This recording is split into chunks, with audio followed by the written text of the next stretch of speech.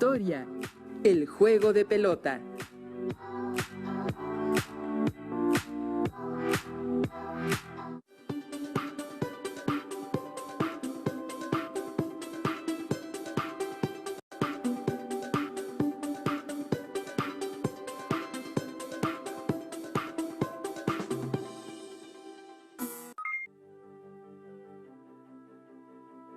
Bienvenidas y bienvenidos a una sesión más de Aprende en Casa 2, la estrategia que la Secretaría de Educación Pública ha diseñado para que continúen ustedes con su aprendizaje en este periodo de contingencia. Soy el maestro Cristian Edgar Cruz Barba.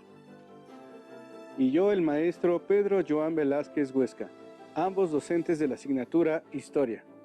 Antes de comenzar con la sesión de hoy, les queremos recordar que todas y todos debemos lavarnos continuamente las manos, procurar no tocarnos la cara, usar cubrebocas de manera correcta si nos es indispensable salir de casa y realizar el estornudo de etiqueta.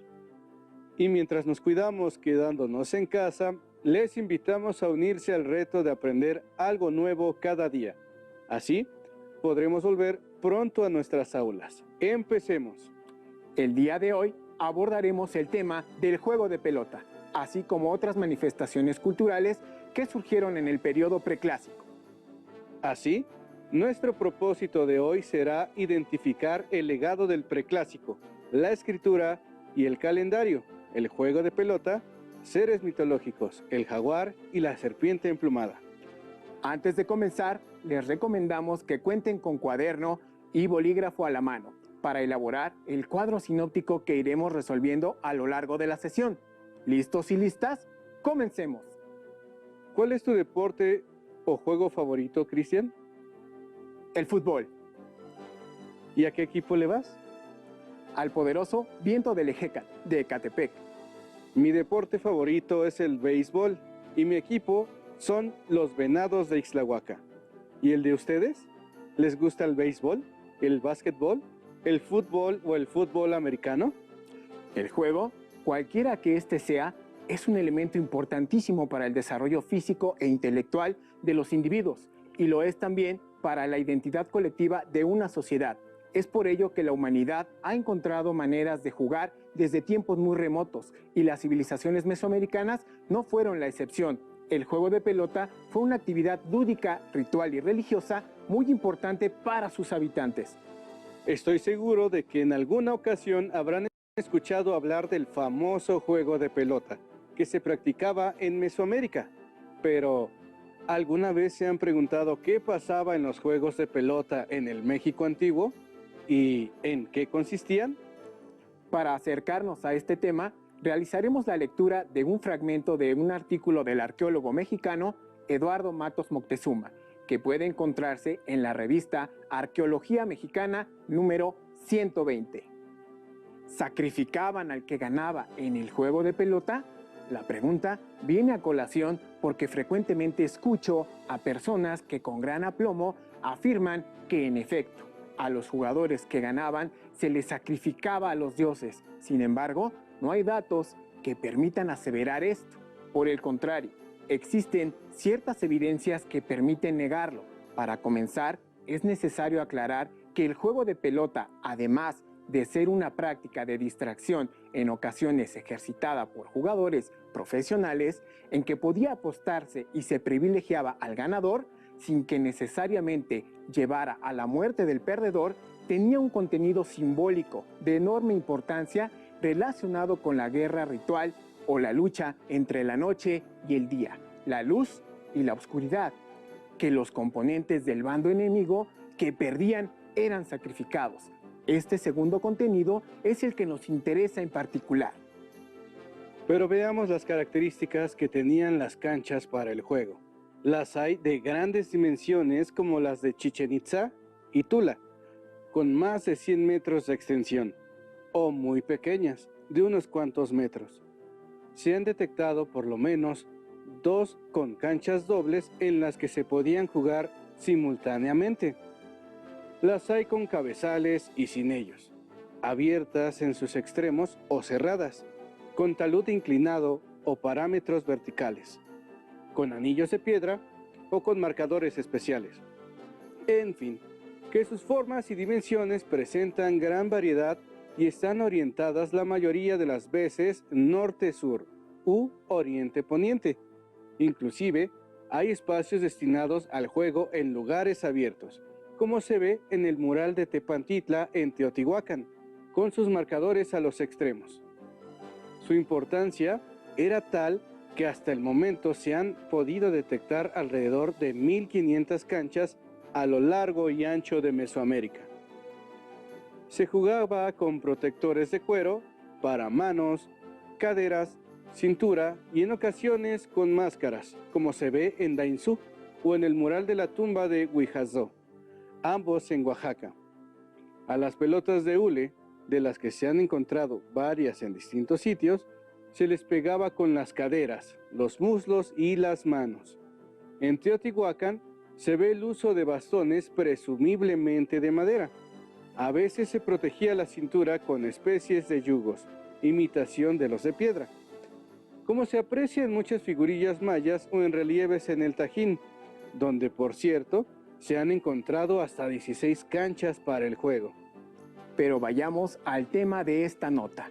Los argumentos a favor de que eran los perdedores a quienes se sacrificaba según el carácter del juego se encuentran en los siguientes puntos. En primer lugar, por tratarse de un combate simbólico y tal como ocurría en las guerras verdaderas entre dos grupos, a los prisioneros se les destinaba la mayor de las veces al sacrificio. Por lo tanto, quienes perdían en el juego cuando éste revestía características de combate eran los sacrificados a los dioses. También podía ocurrir que a determinados prisioneros de guerra se les inmolara dentro de las canchas. Hasta aquí la lectura. Como pudieron escuchar, el texto nos introdujo a los aspectos generales del juego de pelota, describiendo sus características e importancia ritual. A grandes rasgos, podemos señalar que el juego de pelota era un deporte ritual donde jugaban las fuerzas opuestas del universo, por lo que esencialmente contaba de dos equipos de diversos integrantes, siendo uno contra uno el mínimo. Al tener este carácter ritual, los jugadores representaban a los dioses o fuerzas sobrenaturales. Este deporte ritual se jugaba con una pelota hecha de hule, la cual se podía golpear con la cadera, brazos, piernas, incluso con bastones. Al ser una pelota algo pesada, es decir, entre 1 a 4 kilogramos, se utilizaban en el cuerpo aditamentos o protecciones hechas de cuero y algodón, como coderas, yugos, pierneras y, en algunos casos, yelmos. Las canchas para realizar este juego ritual tenían regularmente la forma de I latina o doble T, de las que se colocaban hacia los lados 1 o 2 aros denominados marcadores, que era el espacio por donde pasaba la pelota. Como escuchamos en la lectura, el sacrificio humano era uno de los elementos que conformaban al juego y se realizaban con fines religiosos, siendo el mantener la existencia del cosmos uno de sus objetivos. Pero, ¿qué más podemos saber del juego de pelota? Averigüémoslo escuchando y viendo el siguiente video. La práctica de un complejo ritual conocido como juego de pelota fue común en tiempos prehispánicos. Resumía la sabiduría del universo que los antiguos mexicanos tenían, incluyendo ceremonias donde los jugadores, sacerdotes y patrones divinos del juego participaban. Las ceremonias incluían preparación física, ayuno y purificación del cuerpo, el enfrentamiento de los jugadores en canchas construidas para tal fin y finalmente el sacrificio de un jugador por decapitación o la extracción del corazón. Los jugadores eran percibidos como dioses y guerreros cósmicos, ya que el simbolismo del juego de pelota sintetiza la concepción del universo de las sociedades mesoamericanas y estaba relacionado con el conocimiento de fenómenos relacionados con actividades bélicas y agrícolas, la fertilidad, legitimidad de los líderes políticos y el culto a los ancestros. De esta forma, el juego de pelota representaba la lucha constante entre los opuestos del universo y la alternancia entre las fuerzas de la naturaleza, representadas como dioses por medio de los jugadores en la cancha. Las canchas para el juego de pelota eran conjuntos arquitectónicos localizados en centros urbanos importantes y eran parte de las áreas de actividad religiosa para la población. Se encontraban en las partes más bajas de los centros ceremoniales, a niveles siempre inferiores a los de las plazas, ya que durante el juego, los guerreros bajaban al inframundo vestidos como representantes de los dioses celestes y solares y se enfrentaban a los dioses de la noche y la oscuridad para dar continuidad a la humanidad en la tierra.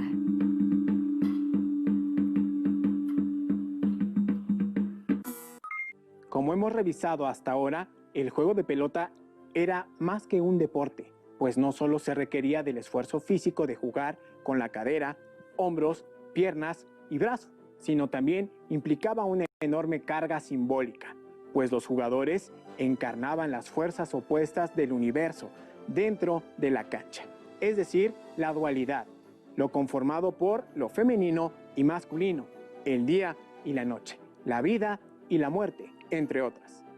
Dentro del ritual de juego de pelota destaca el sacrificio humano que, como hemos visto hasta ahora, tenía muchas implicaciones de carácter sagrado, sobre todo el elemento de la sangre, líquido vital para preservar el orden del cosmos, pues era el alimento de los dioses.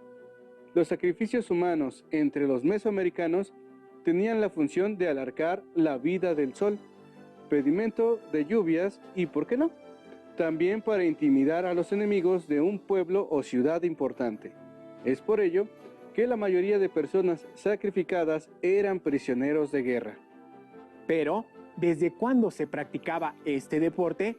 Evidencias arqueológicas, las cuales, como saben, son fuentes primarias para estudiar este periodo histórico, nos muestran figurillas humanas de cerámica, ataviadas con la vestimenta propia para el juego, así como pelotas en la mano. También existen figuras de barro que representan escenas del juego de pelota como esta, procedente de la región de Occidente. En ella podemos observar a dos equipos de 3 integrantes cada una, enfrentándose dentro de una cancha, mientras espectadores los observan. Todas estas evidencias se han datado para el periodo preclásico, por lo que representa un legado de las culturas de este periodo como los olmecas, cuicuilcas, chupícuaro y otras. Para complementar estas imágenes e ideas, oigamos y observemos el siguiente video relacionado con el juego de pelota en el preclásico.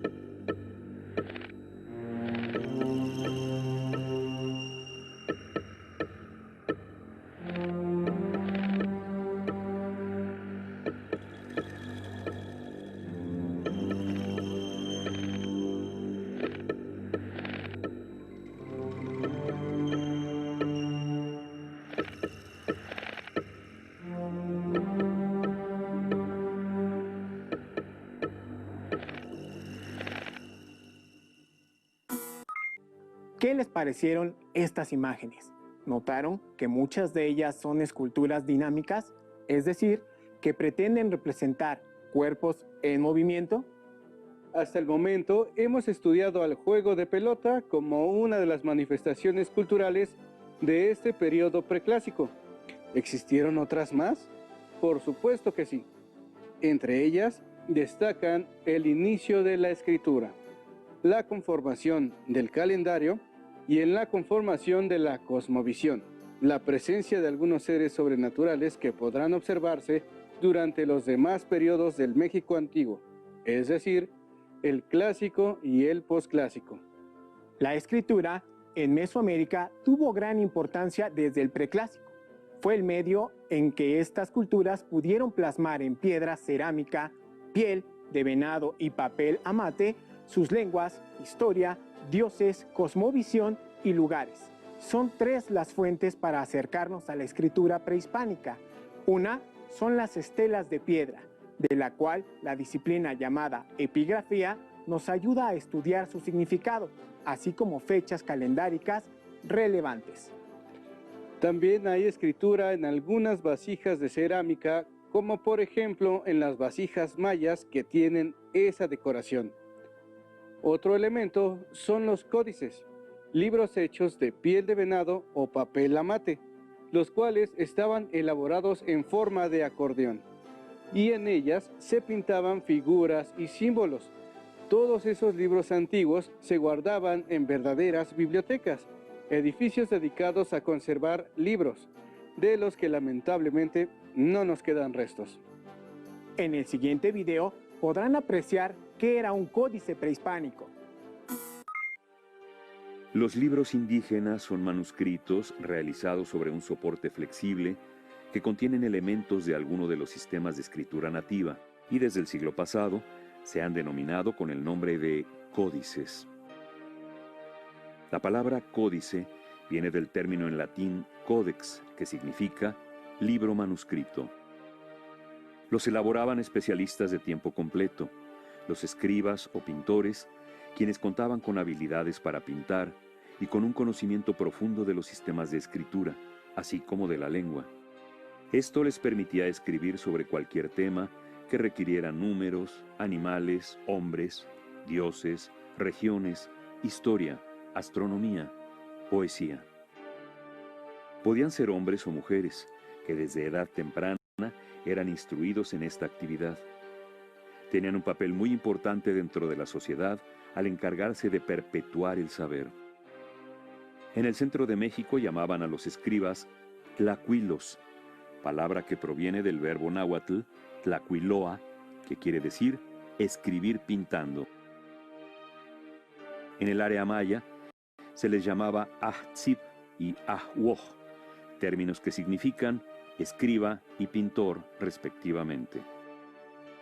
Tanto la posesión como el manejo de los códices en la época prehispánica estaban a cargo de los grandes señores y los sacerdotes, es decir, de la clase dirigente. Parte de su poder se sustentaba en el conocimiento que ellos controlaban, asentado en los libros. Había recintos especiales donde se resguardaban los códices que equivalían a las bibliotecas occidentales, construidos por instrucciones de los sacerdotes y señores. En el centro de México se llamaban amoxcali, término que se compone de las voces nahuas, amox, libro, y cali, casa, es decir, casa de los libros. Cuando ocurrió la conquista española, la más famosa amoxcali del centro de México era la de Texcoco, tanto por la riqueza de ejemplares que resguardaba, como por la variedad de asuntos que contenían sus libros. Los códices estaban clasificados en esas bibliotecas indígenas. Hoy, lamentablemente, solo se conservan 15 ejemplares de la época prehispánica y varios cientos de los siglos posteriores, los cuales han sido clasificados de diferentes formas atendiendo varios criterios. Por temporalidad, prehispánicos y coloniales. Por región de origen, mexicas, mixteca, Puebla, mixtecos y mayas. Por su formato, biombo, rollo, lámina, libro. Por su soporte, amate, tela, piel, papel europeo. En el video anterior apreciamos que en Mesoamérica existieron sistemas de escritura desarrollados y que estos se escribían en códices que se guardaban en bibliotecas, las cuales fueron destruidas por el paso del tiempo y por la llegada de los españoles. Es probable que hayan existido códices en el periodo preclásico. Sin embargo, hasta el momento no se han hallado restos de ellos. Aún así, contamos con muestras de escritura de este periodo, sobre todo para la zona olmeca y la zapoteca en Monte Albán. Estas muestras son, como mencionamos anteriormente, monumentos de piedra, las cuales regularmente reciben el nombre de estelas. Para el caso olmeca, destacan 3 fuentes que podrían ser muestra de su escritura.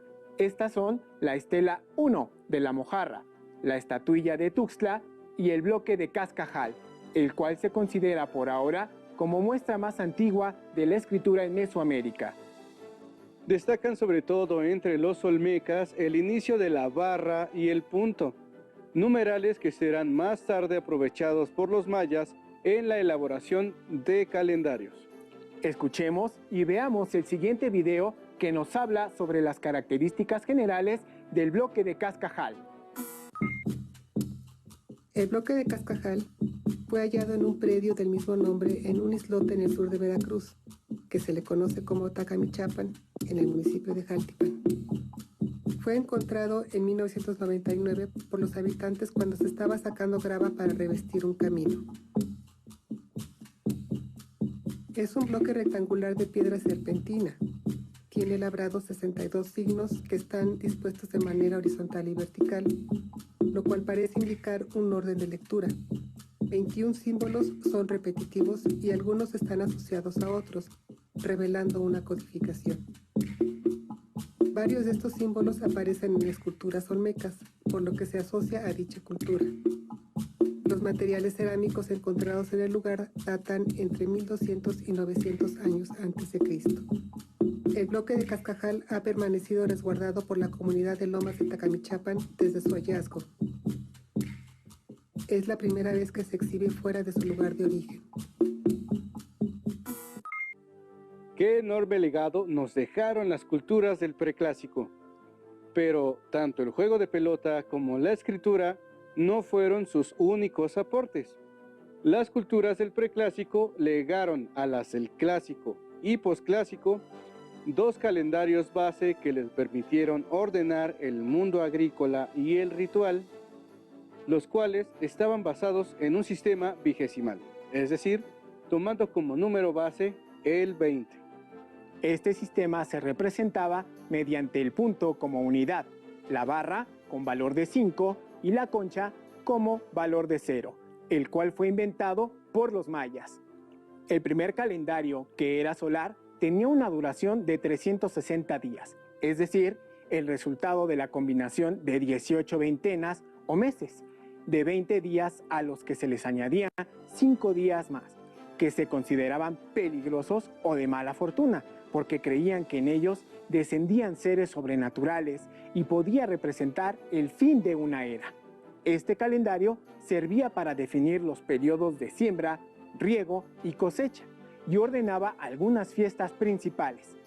El otro calendario era un calendario ritual de 260 días, conformado por la combinación de 20 signos con 13 numerales, y era utilizado para observaciones astronómicas, así como la definición de los nombres de las personas, las cuales en aquella época recibían su nombre de acuerdo al día en que nacían.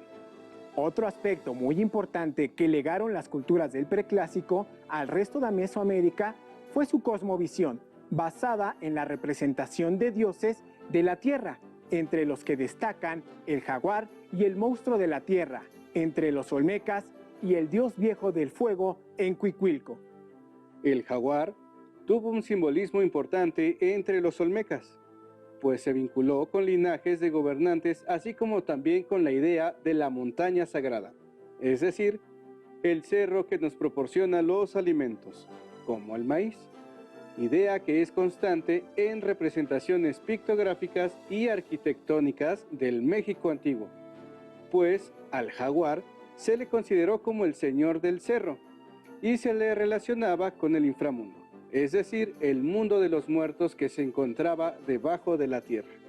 El monstruo de la tierra, por su parte, fue una deidad que algunos investigadores consideran como dragón y otros como caimán. Las culturas del preclásico solían representarlo como un ser con cejas de fuego, características de reptil que aparece asociado a linajes de gobernantes olmecas y con las fauces abiertas a modo de cueva, lo que simbolizaba la entrada al inframundo. También podemos ver representaciones tempranas de lo que más tarde sería el símbolo de la serpiente emplumada, como se representó en el monumento 19 de La Venta, Tabasco. En cuanto al dios viejo del fuego, Huehueteotl, relacionado originalmente con la civilización de Cuicuilco, aparece también en representaciones de diferentes regiones de Mesoamérica, como en Teotihuacán, Tajín e incluso con los mexicas. Este dios estaba asociado a Xiuhtecutli, dios del fuego entre los mexicas, el cual fue el principal dios que ordenó el tiempo y el calendario, por lo que se imaginarán la gran importancia que tuvo en Mesoamérica esta deidad. Hemos llegado al final de la sesión. En ella descubrimos que muchos aspectos que conformaron a las sociedades prehispánicas de Mesoamérica tuvieron su origen en el preclásico, las cuales fueron el surgimiento del juego de pelota, deporte ritual en el que se enfrentaban las fuerzas del universo y culminaban con sacrificios humanos, el surgimiento de la escritura entre los olmecas y zapotecas, de las cuales el bloque de Cascajal es el ejemplo de escritura más antigua de Mesoamérica hasta el momento, el surgimiento de los calendarios solar de 365 días y el ritual de 260 días, basadas en un sistema numérico vigesimal que ordenaron la vida y el tiempo de las sociedades prehispánicas, y el surgimiento de la cosmovisión mesoamericana, basada en el culto al jaguar como señor de la montaña y el inframundo, el monstruo de la tierra y el dios viejo del fuego Huehueteotl, que dieron origen a otras deidades. Antes de despedirnos, les retamos a completar su cuadro sinóptico con las ideas principales del tema de hoy. ¿Listo? ¡Terminamos! Pero aún nos queda mucho por explorar y descubrir. Así que nos vemos pronto aquí en Aprende en Casa 2. ¡Hasta la próxima!